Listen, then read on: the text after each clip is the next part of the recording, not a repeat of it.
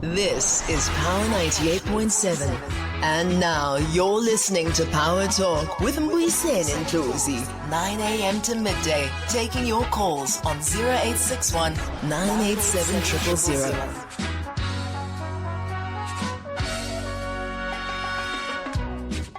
Welcome back, Bantwana Benkosi. This is Power Talk on Power 987. We are joined by the Executive Trustee of the Steve Biko Foundation, Nkosinathi Biko, to further brief us on this question, or rather initiative of the National Dialogue. Later on, Bantwana Benkosi, we are going to be speaking to BEE, Economic Transformation and Growth. But about in and around 2016, in April of 2016, President Thabo Mbeki, through the Thabo Mbeki Foundation, initiated, or rather had this to say, which was a call about national dialogue. Let's take a listen. Important that our people should engage in a national dialogue. To say, where were we yesterday? Where are we today? Where do we want to be tomorrow? Where have we succeeded? Where have we failed? What's wrong? What's right? What do we need to make of this South Africa? I think it's a very, very important issue. It's very, very important that we as South Africans must indeed engage in a dialogue about our country and its future. These allegations without facts. He further went on, same year, to say the following. Let's take a listen. Society must influence what happens in this country. And we must be able to say we the people of South Africa, will determine our destiny. And the various foundations about 11 months ago called a press conference, inclusive of the very Thabo Mbeki Foundation, and Mr. Nkosinathi Biko at that press conference had this to say.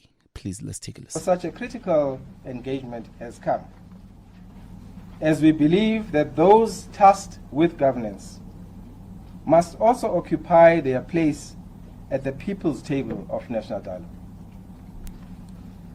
The process we seek will engage a whole range of South Africans who are organized in political bodies, civil society movements, children and youth organizations, organizations of disabled compatriots, faith communities, business organizations, owners of capitals, farmers and farm workers, unions and representatives of the unemployed, scholars, women's organizations, sporting organizations, representatives of academic and educational institutions, think tanks, professional bodies, grassroots formations, traditional leadership, community-based organizations, rural formations, and other interest groups. I'm now joined by the owner of that voice. Welcome to Power Talk, Babu Biko, and thanks very much for creating time. Good morning, Dr. Ndlozi, and thank you for inviting me. It's been 9 years. The circumstances and the conditions were radically different in 2016 when the first call, it seems, by President Mbeki for this initiative. But over 11 months ago, it seems as well that various foundations met to reiterate and call for the national dialogue. It was announced last night. The form in which it has been announced, is that your contribution? Is that what you were looking for? Well, thank you for the opportunity. The form and the announcement is obviously substantially informed by conversations that we have had with the Office of the Head of State. And I think it's important to highlight a fundamental principle that was affirmed last night, that in constituting a national dialogue, the process must be led by citizens of this country. And I think that was the reasoning behind the establishment of the EPG. Of course, the people that sit on it are entirely appointed at the prerogative of the president. Sorry, Mr. Biko, what is EPG? The EPG being the Eminent Persons Group. It already has an abbreviation. Okay. Okay, I got you. Yes. So we welcome the appointment to the extent that it affirms that. Now, what is to happen with this process is that the rest of our society organizes itself. Civil society will present at the table of the national dialogue. Government will present itself, business, labor, and various elements as were outlined in the call that you've just played back. Yes. And just a quick background for the sake of the listeners of the processes that led towards the establishment of the initiative. And I mean, other sort of foundations that were part of this process. Yes. So you will note from 2016, there were many voices that have at various stages raised this question of a national dialogue. And coming closer to last year, at his reflections at the 30th anniversary of the nation's path into democracy, President Mbeki again repeated some of the issues he raised back in 2016. He did consult with the president. He did consult with other members, including the foundations, on this question of the national dialogue. And the foundations then had their own reflections, which reflections also included around 53 other institutions of civil society, which then became the driving force for putting in place the foundation for this national dialogue.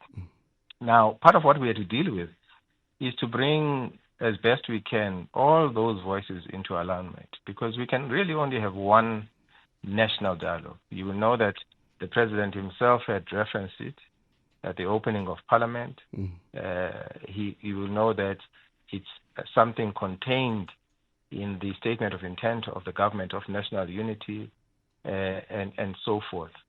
And rather than have sectoral dialogues, it was important to say, what are the key principles? And those key principles are, as I said, if we do this thing, there is a deficit of trust in the leadership that we have, particularly the political leadership.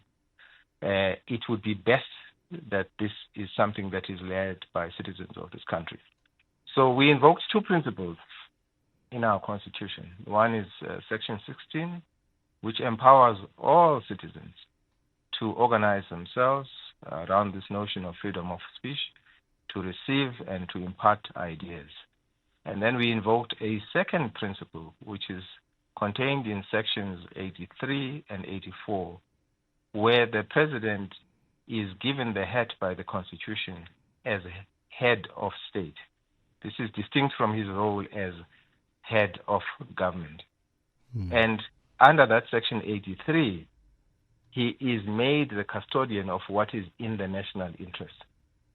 So it was important that he is part of the structures that officiate over this, and hence the need for him to have been the voice that calls for the commencement of the national dialogue. It's also a process that can be vulnerable if it is not anchored by our own resources as a nation. So part of what we also had to negotiate was how this is resourced from the public purse, again, which is another principle that we have been able to align on. So what we should be doing as a nation now is to really focus on what are the issues that we want to bring to the table in setting the agenda at that first national convention, because the dialogue begins with an agenda setting convention, and then the real dialogue happens at community level. and the footprint that we are following is close to what would be the electoral footprint that stretches right down to the districts. That's where the real conversation will be happening for a period of about 9 or 10 months, and then we come back to a second national convention somewhere in the new year. So it's a very involved process that will yield, in part, of course, a compact, but a practical implementation plan that attends to some of the things I was hearing being raised just as I came on. What happens, for instance, to the unfinished business of the TRC, to the recommendations of the Zondo Commission, to the various promises made to our people? That's obviously, those are some of the matters that relate to government. But the national dialogue is also about ourselves as communities. How do we deal with the violence that we see playing out in our communities?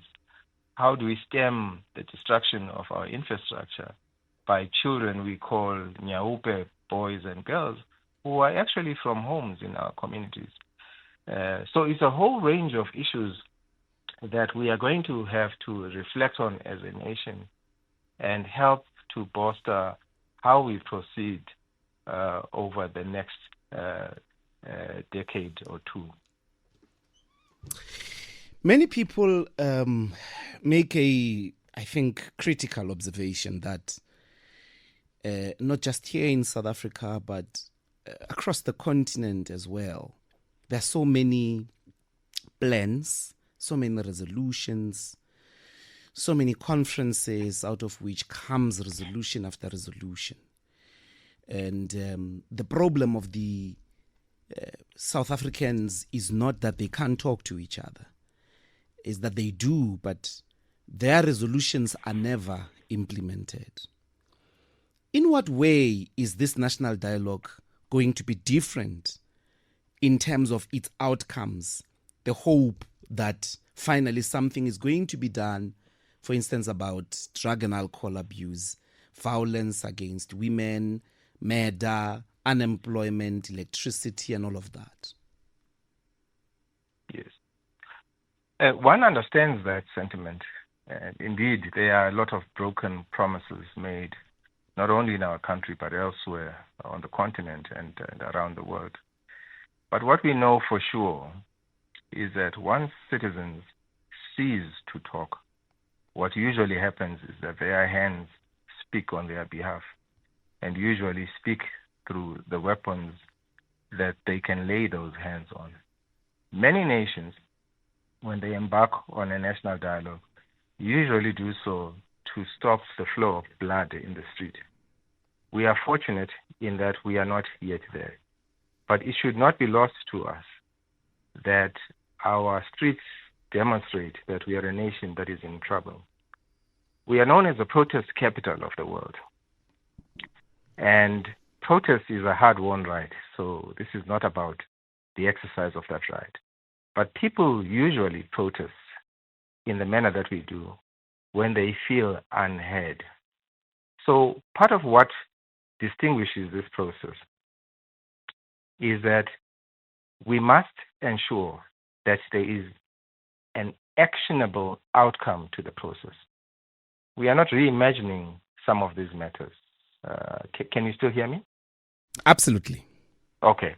We are not going to reimagine these matters anew. Many of them indeed have been debated. It's about getting them to be implemented. And that's why it's important that government must take its seat there so that they are embedded in the actions of government. And we have a way of holding that institution to account. Citizens, of course, themselves. I mean, where I come from a township called Ginsberg, a small community, where, like many others, it has become frightful for the elderly to go to bed because they do not know who will present at their door or their window. We have to do something about that. We have to, in fact, if there is a wish for me as an ultimate outcome of this process. It is how it strengthens how we rebuild and take over ownership of our communities in the manner that we know we have been able to do in the past. But how does a dialogue do that is what I think the case needs to be made. The frustration that people have is that it can just result into another empty talk. What about this dialogue presents it as radically different from the rest of the many times? And people give a very practical example. All municipalities by law have to do a consultative process in the NDP to come up with a budget, the IDP rather. So they do that. They go and consult, they hold town hall meetings, door to doors and all of that. And the level of government that is most broken is local government. It's precisely those communities like Ginsberg that you are mentioning, that talking doesn't seem over the last 30 years to result in the actual resolution of the problems, as it were. And we can take a practical one, which is this resolution of violent crime. In what way is a national dialogue going to result the following day, or even the following month, or the following year, in Abogogo Base Ginsberg feeling safer? Well, let's take the other example. So when leaders in municipalities come around for conversations around the IDP, usually what then happens is that we next engage them when we talk about the next IDP. What should happen with a process like that is that it should be monitored over the period of that IDP.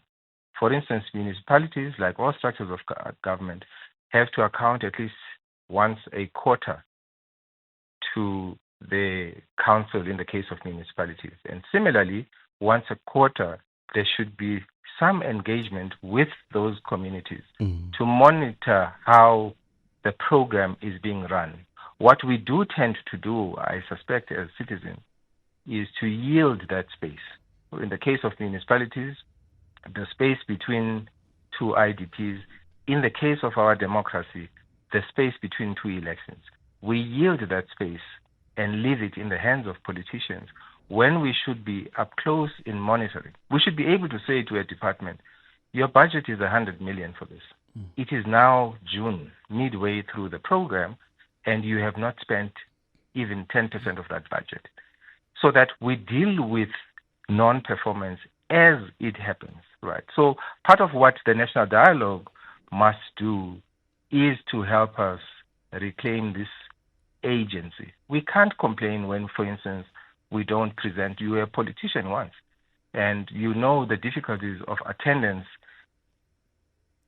Basic structures like branch meetings and so forth, and how those spaces have become hollow. So our democracy was won through activism, and I believe that it can and should be sustained through continued activism. It's unacceptable that in the last elections we had 39% only of eligible voters turning up to vote, which means what we effectively have is a GNU whose origin is a minority mandate. It is an unhealthy state of democracy. But isn't it the failure of precisely these dialogues that gives birth to apathy? The idea that siyathetha and nothing happens, and therefore people stay at home because they are now waiting for action and not more talk. I'll give an example in the situation that you are mentioning of the IDP, the problem you're describing. Again, how is the national dialogue a response to the fact that dialogue only happens once a year?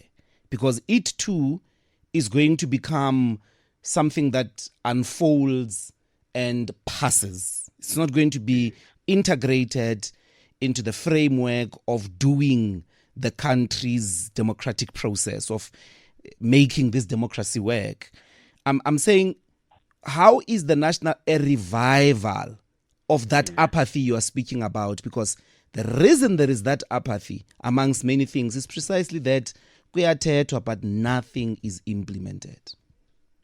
Well, the national dialogue is a call, basically, that says how then can we do things better, right? So unlike the Mbizos, which are conversation that happens out, we're mapping out what is effectively a process that will be playing out over the next 13, 15 months. There are many people bothered by exactly that, right? The failures of conversations that we've had.